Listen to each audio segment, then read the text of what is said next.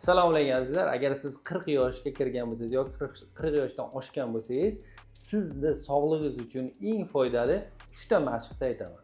Birinchisi bu piyoda yurish.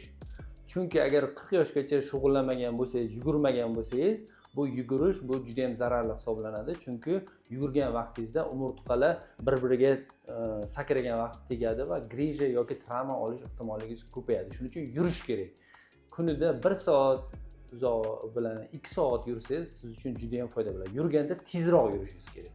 Ikkinchi mashq bu o'tirib turish.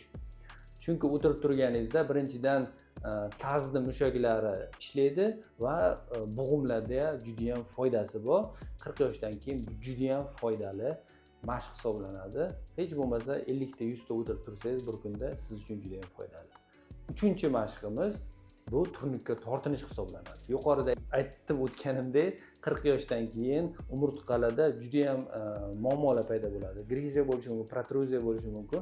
Turnukka tortilgan vaqtingiz umurtqalar orasi bir-biridan cho'ziladi va sizni sog'lig'ingiz uchun, imенно umurtqangiz uchun juda ham foydali hisoblanadi. Sog' bo'ling, salomat bo'ling, mashqlarni qiling.